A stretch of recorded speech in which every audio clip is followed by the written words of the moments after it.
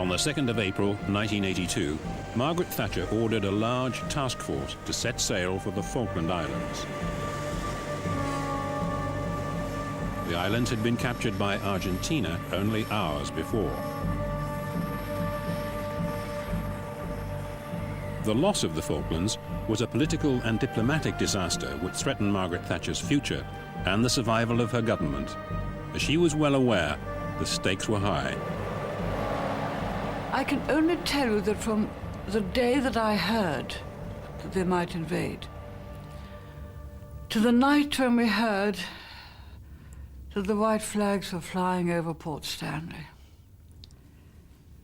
I lived at an intensity, at a concentration that I have never experienced before or since.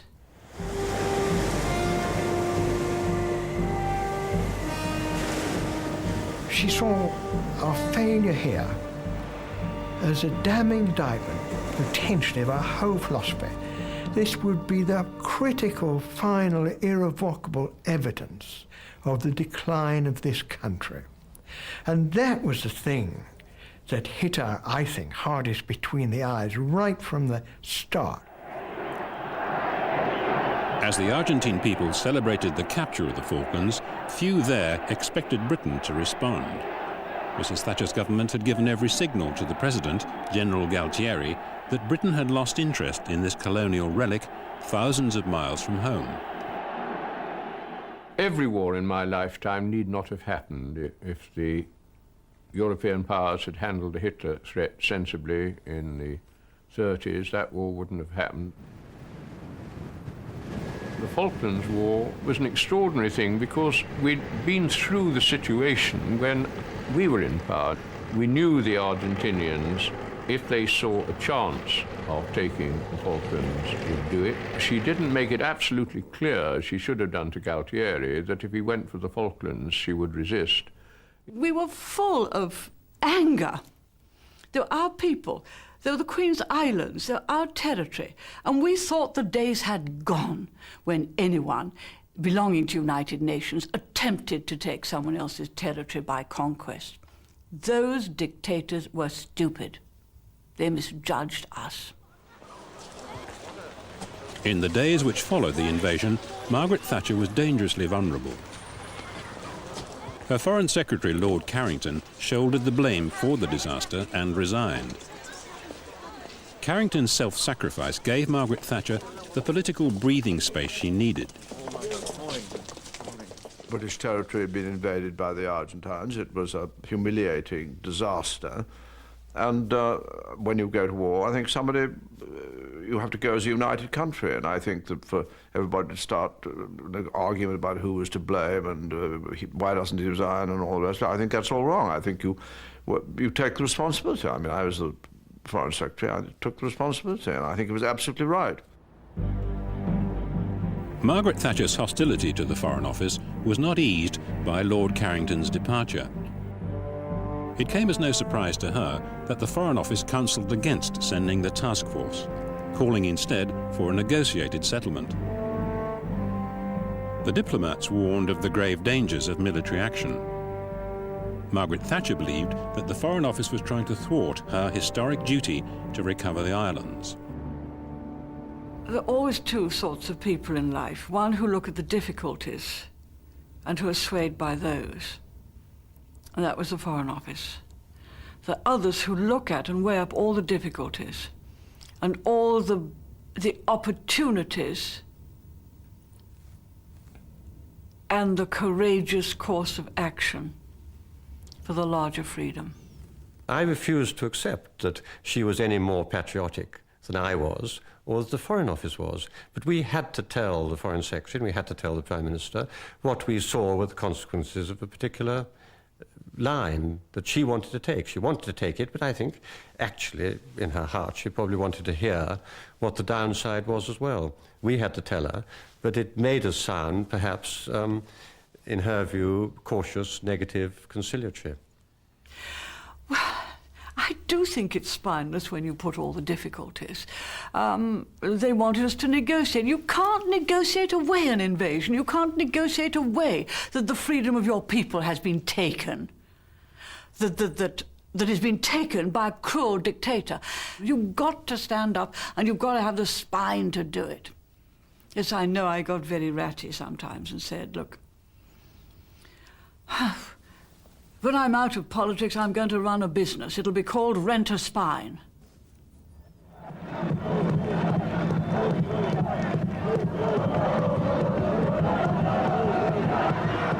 In Argentina, a deeply loathed dictatorship had gained popularity overnight by invading the Falklands.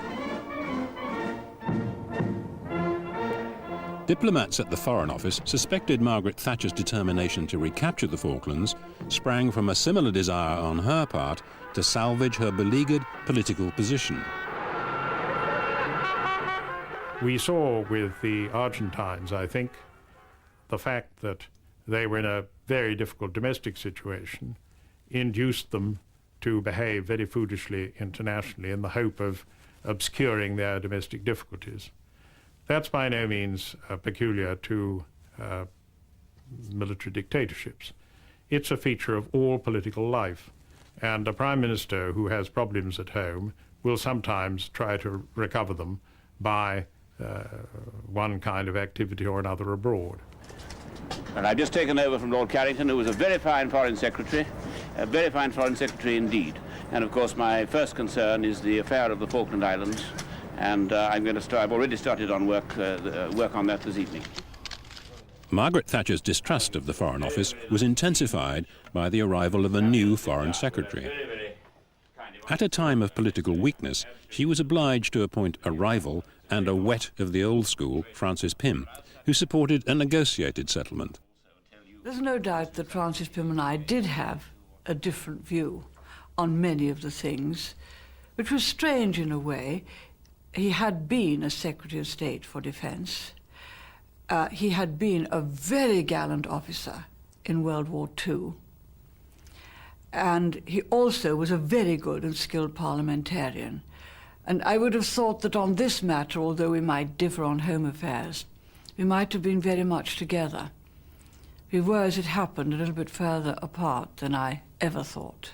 It would be quite true to say that we didn't hit it off, because our philosophy of life, our outlook on life, are different, and we approached it from different points of view.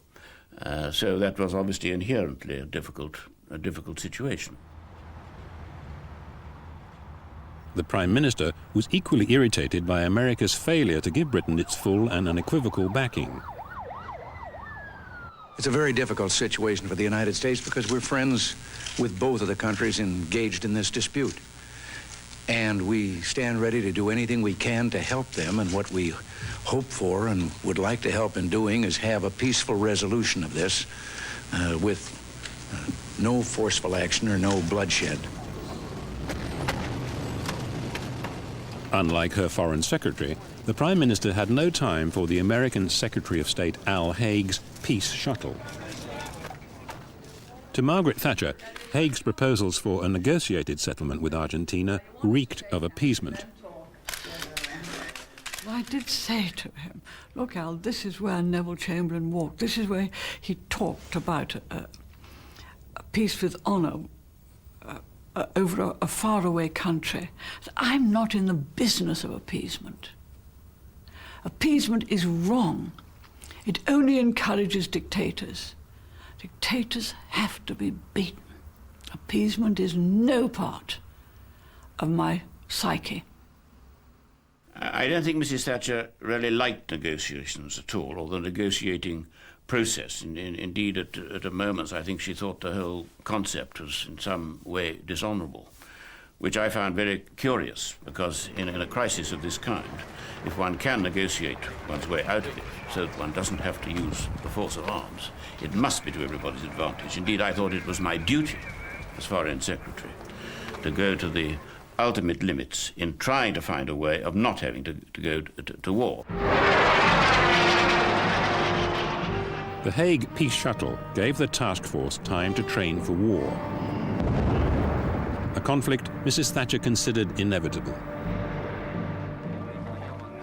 By contrast, on April the 21st, the ever-hopeful British Foreign Secretary travelled to Washington to discuss Al Haig's latest peace proposals. I come because of the very serious situation that has developed in the South Atlantic due to the aggression by the Argentine and her unlawful invasion of the Falkland Islands. Al Haig's latest plan, which allowed for an Argentine presence remaining in the Falklands, was not welcome to the Prime Minister when she learned of it in London. Francis came to see me in my study and showed me what he'd brought back, which was a deterioration on the third proposals that Al Haig had had, and they were worse from our viewpoint. And he told me that he was minded to recommend the acceptance of these by the War Cabinet. I was really just appalled. I said, but we can't possibly. We shall never hold up our heads again. If you're searching for a peace formula, and a lot of colleagues in this country, people of this country are involved in it, I see nothing wrong in putting on the table what Al Haig had worked out, and that's what I did. As the War Cabinet assembled in Downing Street, Francis Pym lobbied his colleagues for their support for the proposals the Prime Minister regarded as a sellout. I got into number 10 about 5 to 6, and the first person I saw was Francis Pym, and he said to me, I got the final Haig proposals. I'm going to recommend that they be accepted, and I hope I'll have your support. The meeting was about to begin. We all assembled in the anteroom to the cabinet room, and Francis said he was still going to prepare to recommend acceptance. And I got Willie Whitelaw and said, come, we must have a talk, and told him there's no way in which I could accept them. Francis Pym put forward the peace plan to his colleagues in the War Cabinet. They joined with Margaret Thatcher in utterly rejecting the proposals for a negotiated settlement. They were quite clear that their price was too high, and this was going too far, and we couldn't possibly go down that road. So there was no question of any problem with the War Cabinet. They were all very much of a mind, and I think afterwards I recognised that they were quite right in taking that view. I think that was the worst moment of confrontation, if you like. But I think from that time on, she felt that the Foreign Office had got him, and the Foreign Office were basically in the business of selling out. A great crisis had passed. I'd had a day of such anxiety looking at all of those proposals, and had we accepted that last one, to me it would have dishonoured Britain, and that I could not have lived with. I tried to warn Dennis earlier in the day, the great matters which we had to decide, and said that if it didn't go the way I wanted, I would have to resign. When Argentina rejected the final Haig proposals, armed conflict became inevitable. Margaret Thatcher had prevailed over the Foreign Office and Francis Pym. Although she did allow peace talks to continue at the UN, any further talk of a compromise settlement had been killed. British armed forces now recaptured the island of South Georgia as the first stage of the military campaign. For Margaret Thatcher, the choice was simple: total victory or oblivion. Ladies and gentlemen, the Secretary of State for Defence has just come over to give me some very good news, and I think you'd like to have it at once.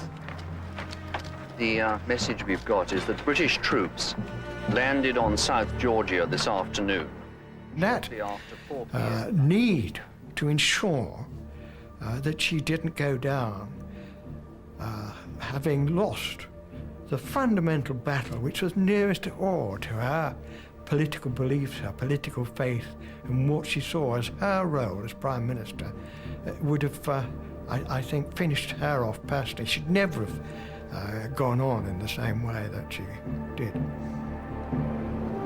Be pleased to inform Her Majesty that the White Ensign flies alongside the Union Jack in South Georgia. God save the Queen. What happens next, Mr. Knott? Thank you very much. What's your reaction, Rejoice at that news and congratulate our forces and the Marines. Some accused her of glorying in the conflict. Rejoice. But for the military, her defects in peace were virtues in war. She's inclined to make up her mind and then not listen to the other side at all. Now, as far as the Falklands campaign was concerned, this didn't arise. Because there were rarely two sides to the question. One wanted a decision, and she gave it. And from the military man's point of view, she was an ideal prime minister for an operation. The prime minister's decisiveness over the sinking of the Argentine cruiser, the General Belgrano, only confirmed the military's opinion. The Navy asked Margaret Thatcher for permission to attack the ship on a Sunday when she was staying at Chequers. Her reply, after consulting the War Cabinet, came swiftly: sink the Belgrano. The ship's destruction was the single most controversial action of the war. At the time of the sinking, the ship was sailing away from the task force outside the exclusion zone. This came to haunt her in the coming months and years. I think when people look back on that, they'll see that the loss of life was unnecessary and a settlement could have been reached. But she didn't want a settlement, and she didn't torpedo the Belgrano. She torpedoed the prospects of a peaceful settlement in the Falklands. Ships do change direction. That one had zigzagged quite a bit. But you cannot ignore the intelligence. You have their big cruisers and you expected an aircraft carrier soon to be within range of your fleet. No, I think this criticism comes from people who criticize, but have never had to make these decisions. And had we not, and we lost either Invincible or Hermes or both, we should have been culpable. Very heavily culpable.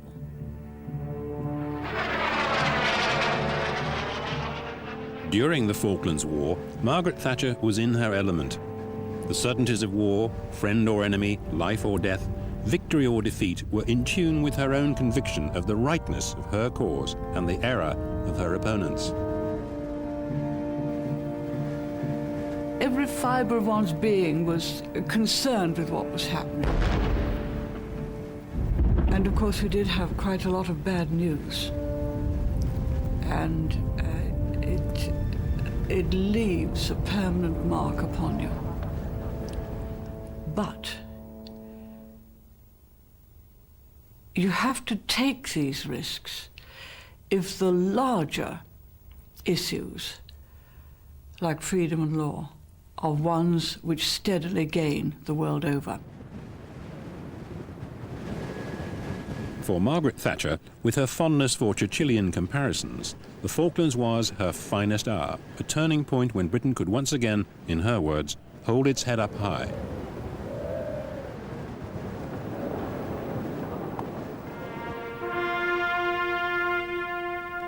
But there were those who felt the mood of triumphalism had been allowed to go too far, and that the spirit of reconciliation, both at home and abroad, had been forgotten. In our prayers, we shall quite rightly remember those who are bereaved in our own country and the relations of the young Argentinian soldiers who were killed. I was dismayed that a jingoistic spirit should take over to such an extent that for years the parents of the Argentine dead were not even allowed to visit the graves of their loved ones. And that seemed to be a kind of symbol of the failure to build creatively upon the sorrows which we both shared.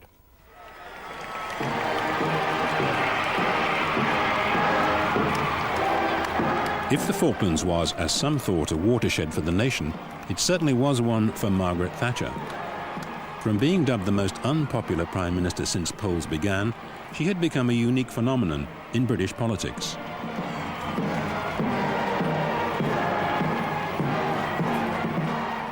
She was totally confident, utterly dominant. In 1983, as the economy came out of recession, Margaret Thatcher went to the polls. To her opponents, she was too ready to exploit the Falklands conflict for political gain. It was a risk she took. She should never have had to take it, put herself into a position where she had to take it, but it did come off. And of course she milked it for all it was worth in domestic politics. She kept talking about the Falklands factor, which means I'm always right. The Falklands factor was widely credited with winning the election. Margaret Thatcher won a majority of 144 at the polls. The Labour Party was divided, and the fledgling Social Democrats had been annihilated. Even some of those who supported her politics detected the early signs of a presidential style.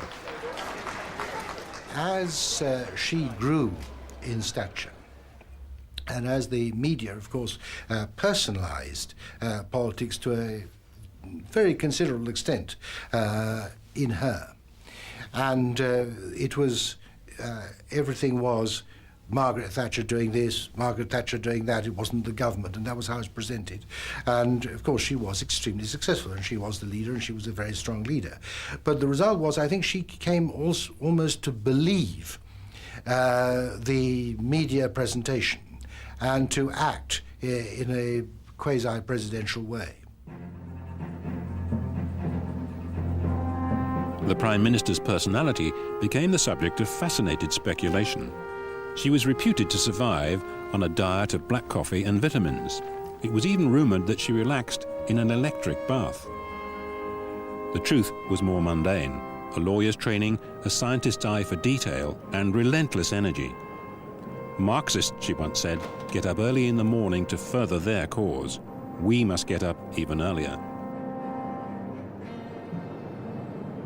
She had an ability to absorb detail until late in the night, and a most astonishing memory. That, in many ways, was the most striking characteristic of all, this phenomenal recall of detail, of things she had read. It was interesting to see how she did it. She used to wade through these huge documents, underlining as she went, and one got to know the signs. A straight underlining just meant I'm committing that to memory. A squiggly line meant this is rubbish.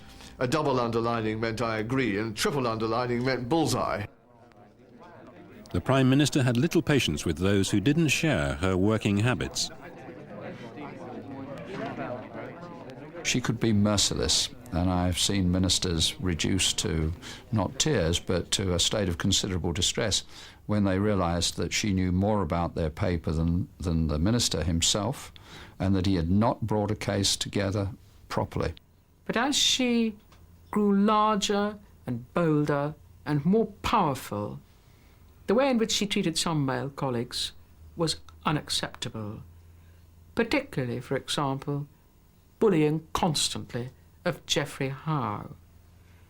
And of course that sort of attitude, which courteous men do not respond to in like kind, led to the emergence of another harshness among less courteous colleagues.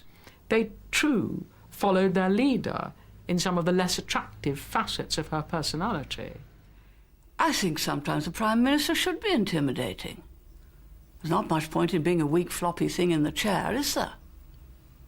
But I spent hours getting the facts. I spent hours deploying them. It was known, it was my whole approach. I was fascinated by statistics, and having had the training in science, first find the facts and then deduce your conclusion. Yes, I would deploy them. Yes, I would argue. I hope formidably. There's nothing wrong in that. What they may be complaining about was that I won the argument sometimes.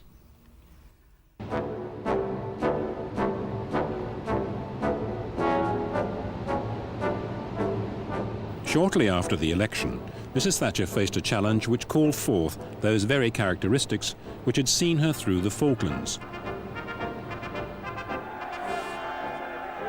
In 1974, the miners had brought down the Conservative government of Edward Heath, of which Margaret Thatcher had been a member.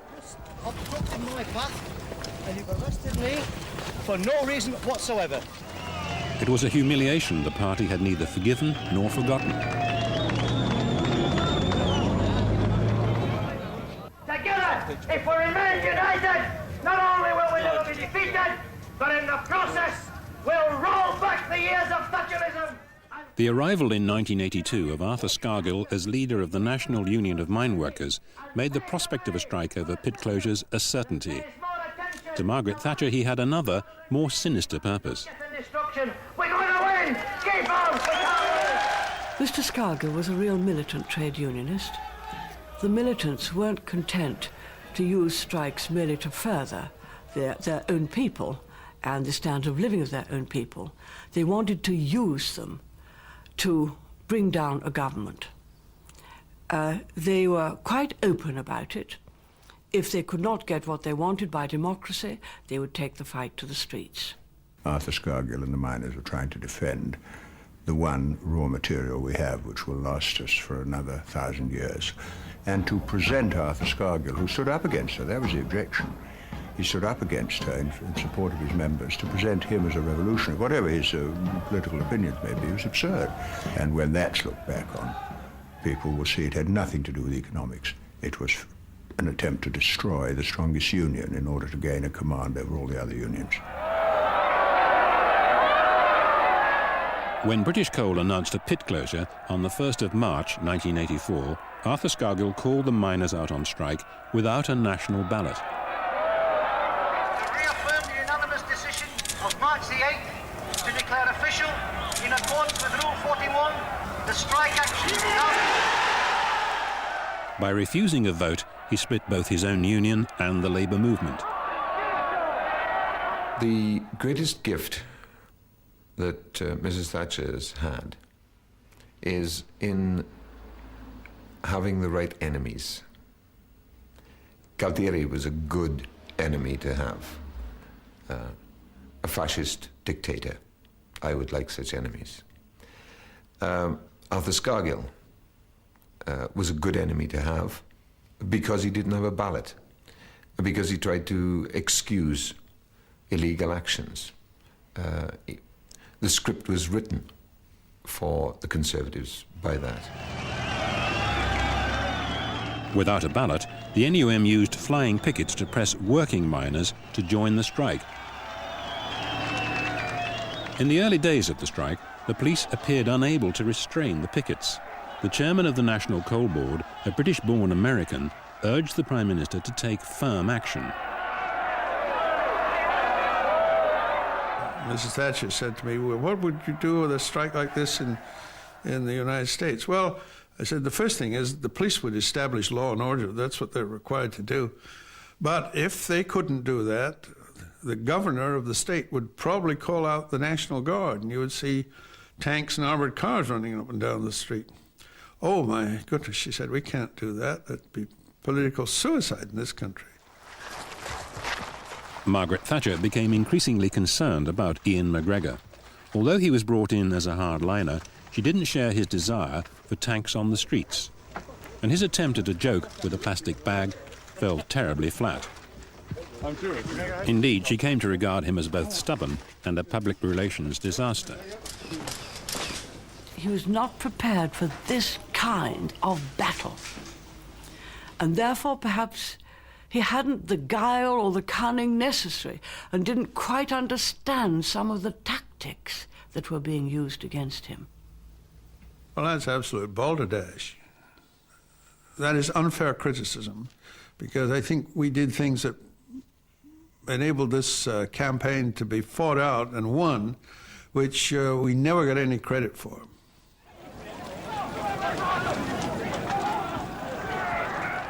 It was crucial to Mrs. Thatcher that miners in Nottinghamshire continued to be bussed to work across picket lines.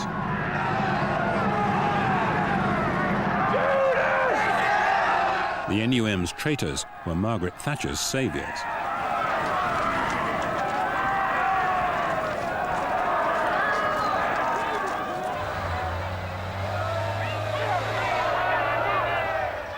if she could smash the NUM, she could take on any union in the country. And what she couldn't believe her luck, that a group of miners would support her, because that's what Knox miners did.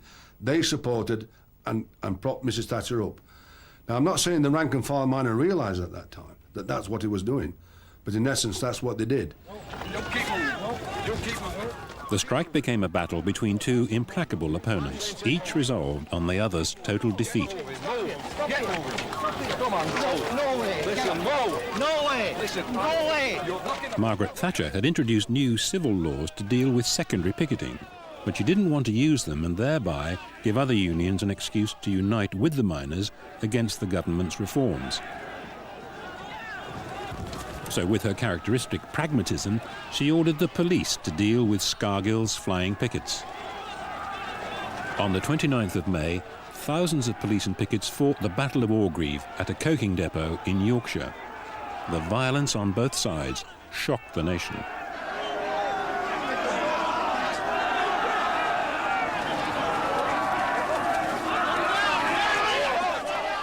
The police had to keep order, but the police also had the duty, which we made clear through the Attorney General right at the beginning.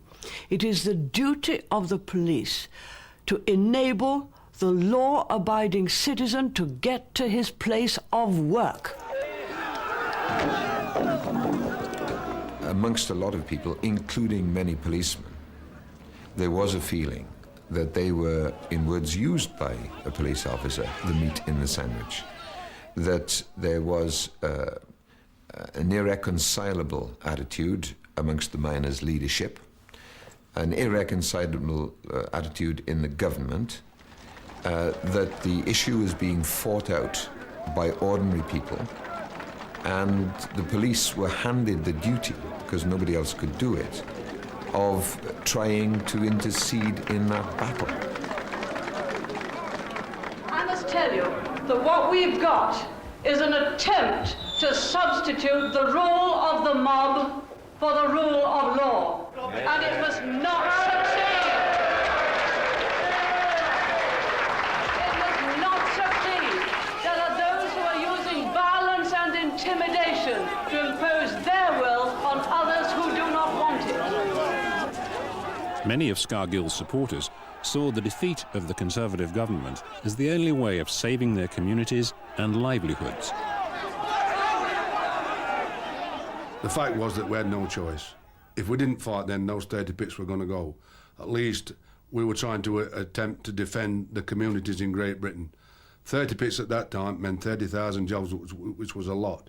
And we'd already been decimated somewhat by a pit closure programme, by communities going, and we were determined that we were going to fight. Throughout, the government maintained in public that the strike was a matter for the miners and the coal board to resolve. But behind the scenes, the erratic behaviour of the coal board chairman forced the Prime Minister to intervene.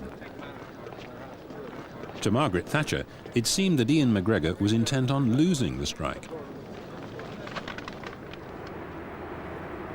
The Prime Minister depended on the ability of working miners to continue to go down the pit. Without them, she was finished. But in October 1984, McGregor nearly caused the Union of Pit Deputies, NACODs, to strike. He ordered the deputies, responsible for safety, to work in pits closed by the dispute. They refused. A NACOD strike would have meant the closure of all working mines, and thus utter defeat for the government. We got so far, we were in danger of losing everything because of a silly mistake, and we had to make it quite clear that if that was not cured immediately, then the actual management of the National Coal Board could indeed have brought down the government. And the future of the government then at that moment was in their hands, and they had to remedy their terrible mistake. Ian McGregor was summoned to Downing Street by the Prime Minister. She told him with typical bluntness that her future depended on his backing down. With Mrs. Thatcher, when she has made her mind out about something, you listen. Margaret Thatcher was well aware that in taking on the miners, as with the Falklands, there was no survival without victory. She had no pity for her opponents, regarding them as traitors to the nation. When she called them the enemy within, it was the biggest insult. She didn't serve in the armed forces, and many of the miners I talked to had been in the armed forces, and they were bitter that they were treated in that way. She saw them as the enemy, treated them as the enemy. With the winter drawing in, internal support for the strike began to waver. Increasing numbers of miners left the picket lines and joined the ranks of men they'd denounced as scabs and traitors only weeks before.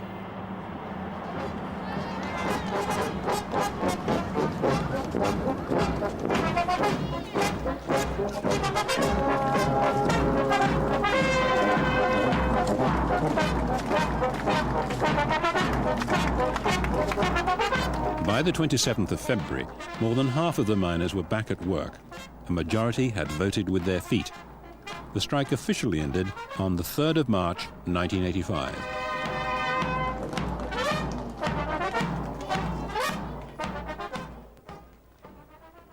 But now, nearly a decade after the strike, many of those working miners who saved Margaret Thatcher are bitter. During the strike, they received a letter of thanks from the Prime Minister. But now they feel their only reward has been for their mines to be closed and, as Scargill predicted, their jobs to be taken from them. There's a deep sense of betrayal.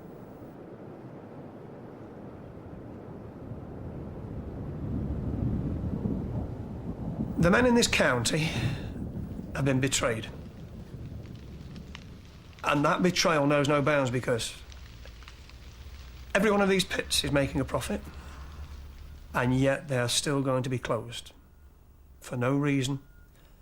And they do feel a sense of betrayal, where Margaret sent a letter thanking. But what's happened? Margaret's letter has been condemned into the bin, and the pits in Notts will be shut.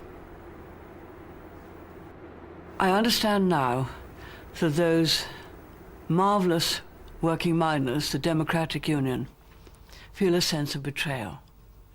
Things have happened since I left to the coal mines and those working miners that I would never have countenanced had I been there. Indeed, I turned down a similar proposition when it was made to me during my time as Prime Minister. The debt we have to those miners is a continuing one and should be honoured by the continuing government. But in 1984, many in her party praised Mrs. Thatcher's handling of the strike. All Conservatives agreed that in seeking total victory over the miners, she could wipe away the humiliation of Edward Heath's defeat in 1974. Victory, the Conservatives believed, sent a message not just to the NUM, but to other unions too. Margaret Thatcher was looking for a solution to the problem. She knew full well that the nuclear weapon of the Trades Union Congress was the miners' union, the miners' strike. And if she could survive that nuclear weapon, then she could beat any challenge which came. And of course she was proved right. They exploded their nuclear weapon and it blew them off the face of the battlefield.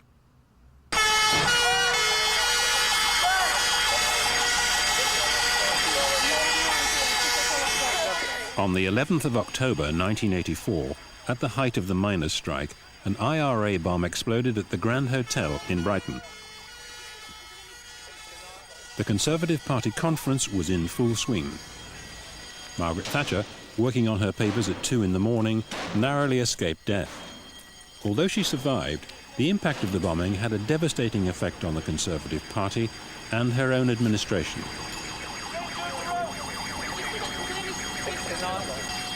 The air was full of cement and dust.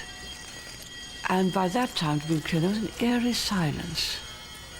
I was still in evening dress because even though I have to do my speech that night, I always have to break to go off to the benevolent ball of the agents and then come back. So I stood in full evening dress. Dennis had just pulled a suit over his pyjamas, and we'd managed to quickly seize some of our clothes to take with us. and have a quick look in the bathroom, which was the room worst affected, which had some plaster down, and the glass had come in, which would have been very nasty had one been in the bathroom at that time. We left together, and then we went down the main staircase, and we saw the debris, and we saw the whole front of the building full of rubble, and the whole entrance full of rubble.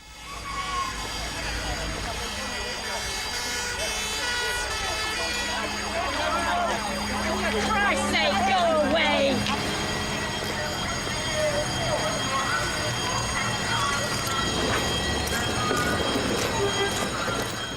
I knew as soon as it happened that it was a bomb.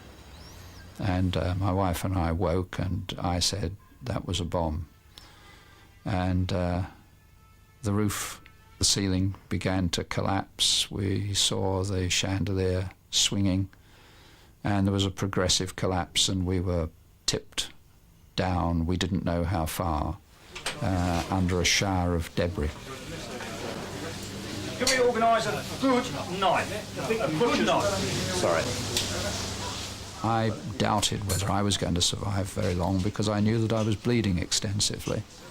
But after a while, we heard these noises and began to shout and made contact with Fred, the fireman.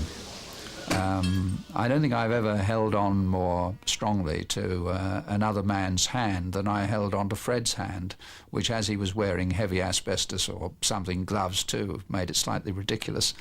But I was intent on not letting go once I'd got hold of another human. Norman Tebbit suffered severe injuries. His wife, Margaret, was left permanently paralysed.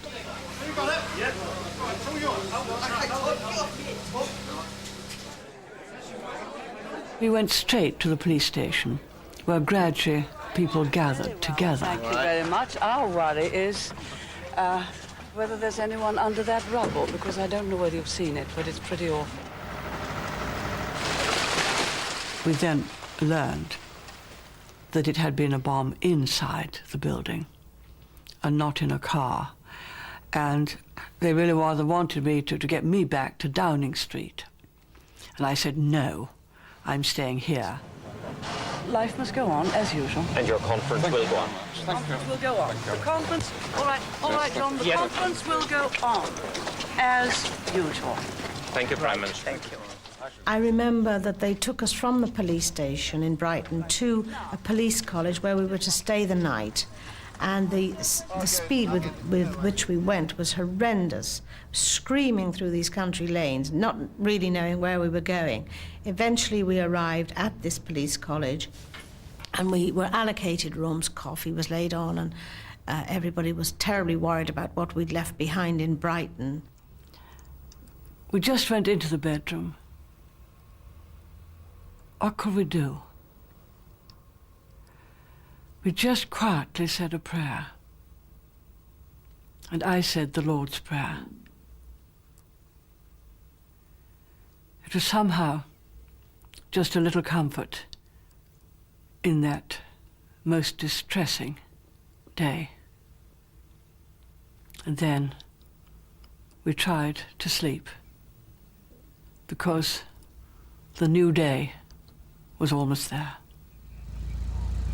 The Prime Minister was determined not to be defeated by the terrorists. The conference had to continue. We had all these people, you see, who'd come out of the Grand Hotel, and they were wearing bath towels and dressing gowns, and they clearly were not fit to go and spend a day in a conference. Margaret Thatcher said, business as usual, get the thing organised. So we had to get them clothes. Alistair McAlpine had the brilliant idea to get onto Marks and Spencer's and say, please open up your shop. 8 o'clock in the morning. We want to come and get some clothes so we can start the conference. So all of them decked out very smartly in Marks and Spencer's clothes.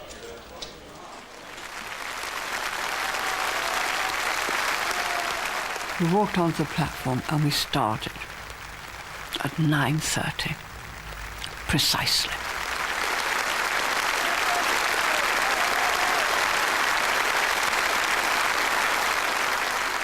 For all the robust show of unity at the end of the Brighton Conference, the IRA's attack left a deep and abiding scar on the body politic. The injuries to Norman Tebbit and his wife were a particular blow. Tebbit had been a long-time ally of the Prime Minister. His removal left Margaret Thatcher without a key supporter at a crucial time. But at the time, the blow was not just political, it was emotional. Of course, a pall hung over us. I went off to see the hospital and to see the patients there. I saw there John Wakeham, who had not yet come round. His wife had been killed. We'd lost Tony Berry. I saw Norman. I scarcely recognized him because, of course, as he'd come out of the rubble, he looked simply terrible, and he'd just come out of the operating theatre. I saw Margaret Tebbit in the intensive care unit. And I'll never forget. She was conscious, and she said to me, "Margaret, I can't feel anything below my neck."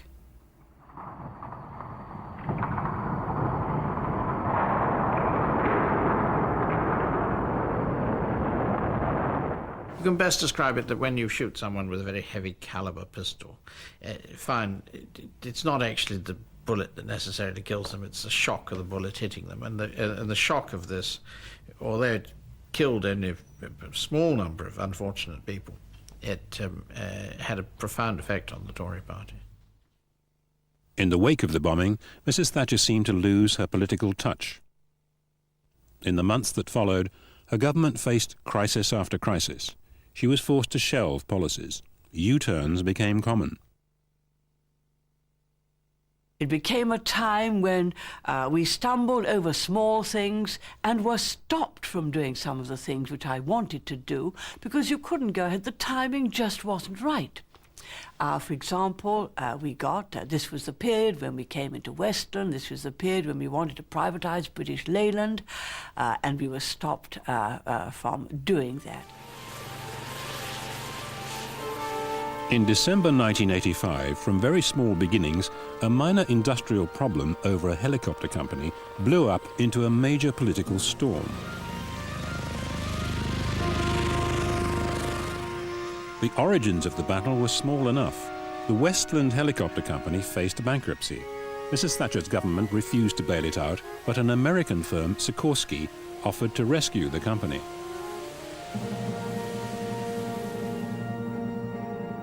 Mrs. Thatcher's role in the ensuing crisis penetrated to the heart of her government. It cast a revealing light on her personality and on the often tense and distrustful relations with her cabinet colleagues.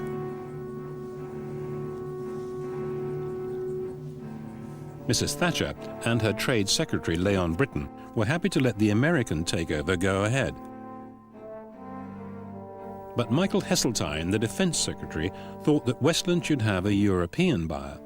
The disagreement brought into focus their fraught relationship. Michael Heseltine was not only ambitious, there's nothing wrong with that, but overpoweringly ambitious, and that seemed to be the foremost thing in his mind. It mattered more than anything else, and therefore he had to get his way. Mrs. Thatcher regarded Michael Heseltine as an ineffective minister. She believed he was unable to control his tendency to what she called vulgar exaggeration.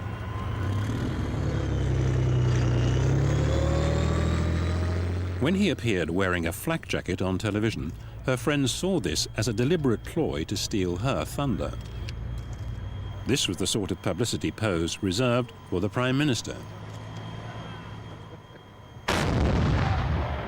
I think that the criticism will be made that she didn't have a sufficient instinctive understanding of some members of her cabinet, including Michael Heseltine, and that that being so, there was always the problem that sooner or later there would be a personality mismatch. And certainly I think the Westland affair produce that. The Westland issue was soon dwarfed by a titanic clash of personalities. Michael Heseltine persisted in demanding a European buyer for Westland. But Margaret Thatcher, wanting the American option, refused to let him put his case to colleagues in full cabinet.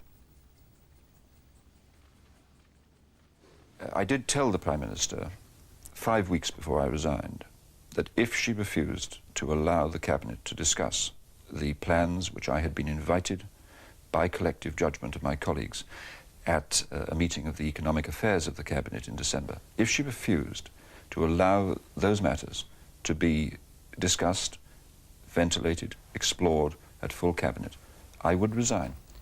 If every minister wanted everything as small a point as Westland to come to cabinet, we'd be sitting half the week.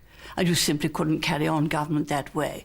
The truth is that Michael had got a thing about this. He got it all out of proportion. He tried to magnify it into a question of an American solution or a European solution, and there wasn't, in fact, a practical European solution in hand, on offer. So it had to take its course, and it did. Unable to argue his case in cabinet, Michael Heseltine lobbied in public.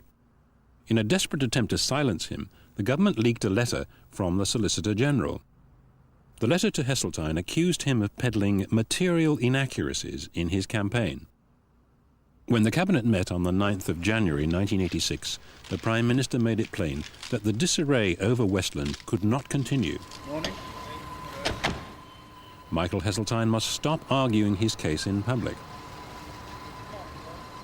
It's the only time I can ever remember the Prime Minister reading out the conclusions of a meeting, of a discussion which didn't take place. They were already written before the meeting started. Mrs. Thatcher was not prepared to allow my case to be put to Cabinet. The Cabinet meeting was in full swing. We'd all of us, said Michael, decided we must exercise the principle of collective responsibility, coordinate our statements and clear them through the Cabinet Office. Not through me, through the Cabinet Office. That was necessary for political and legal reasons. The difficulty was Michael. Would he accept that? I put it to him, and then Nick Ridley put it to him twice. Michael Heseltine seemed to be saying that that should apply to 20 members of the Cabinet, but not to him, because he was responsible for conducting the deal. And I questioned that. And Michael Jopling, I think it was, questioned that. And I questioned it again. And it was that moment that he decided to shut his folder and leave the Cabinet. I folded my papers and I said, in which case I cannot remain a member of this Cabinet. And I left very quietly and in such a way that the comment of colleagues afterwards, if you remember, was they weren't quite sure what had happened. It would be wrong for me to say anything at this instant. I have resigned from the Cabinet and I will make a full statement later today.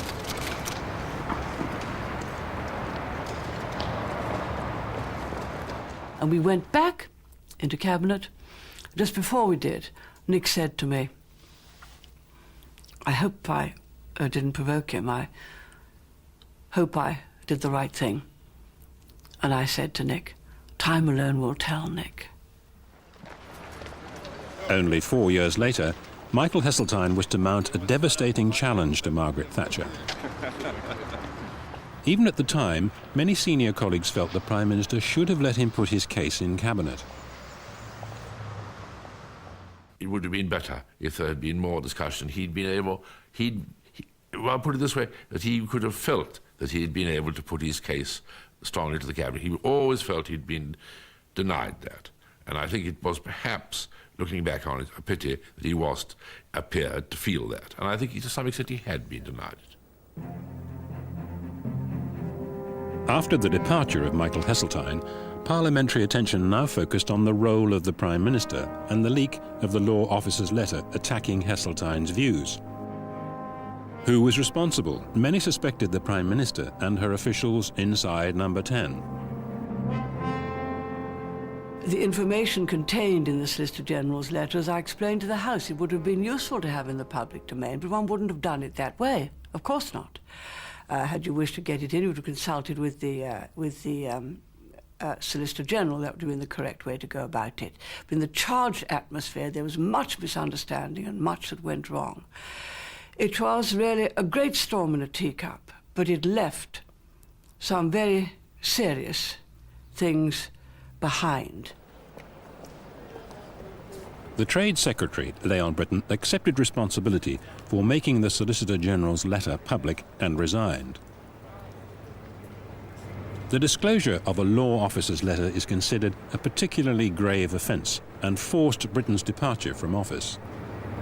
But Leon Brittan always made it plain the leak had been made on instructions from Number 10.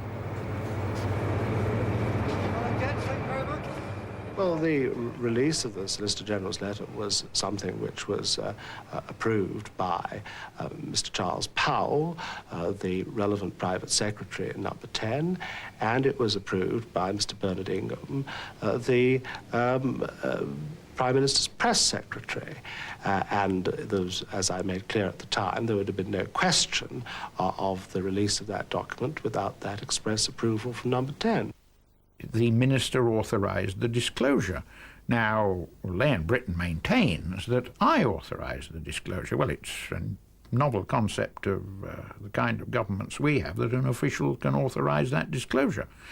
And I think that the explanation of this is that, and I regret that I didn't do this, but I think the explanation for that is that I didn't actually positively say, don't. What I did say is that I'm not doing it. The loss of 2 ministers in quick succession made the Prime Minister appear careless and vulnerable. Many felt she owed her survival to Leon Brittan's self-sacrifice. Her own personal position was extremely weak, and I remember talking to her at that time, and she was in a terrible state. She could almost find it impossible to focus on what was being said to her. And had Leon Brittan, I think, revealed everything that had come from Number 10 directly and indirectly, which had led to the misguided publication of the Attorney General's letter in the Westland affair, then I think that the pressure, having been gone up one notch further, might well have been too much for her to withstand. The opposition had called for a full debate on the Westland affair for Monday, the 27th of January. On the eve of the debate, Margaret Thatcher was heard to remark that by the end of the day, I may no longer be Prime Minister. But she survived. Today, the Prime Minister must answer the questions that she signally and significantly failed to answer 6 times last Thursday. Oh, I certainly believe that my speech in the second Westland debate was the biggest single failure, other than losing the 2 elections, of my whole period as leader of the opposition. And the reason for that failure was over-elaboration. Thirdly, did the Prime Minister establish an inquiry in response to the justifiable outrage of 2 law officers? And it may have been overconfidence or over-preparation or a combination of both that made me add on some additional points at the beginning of my speech. Anyway, that's a matter of history. What did happen is that I let Mrs. Thatcher off the hook. But the affair damaged the Prime Minister. She was seen to have been not quite straight enough with the facts. Even those closest to her felt she had blundered.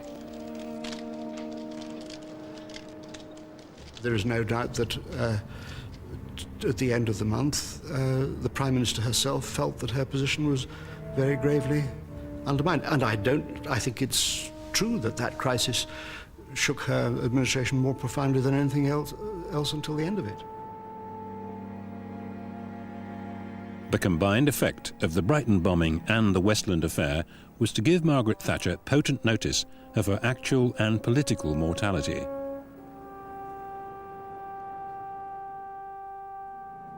Victory in the Falklands and again over the miners had made her appear all-powerful.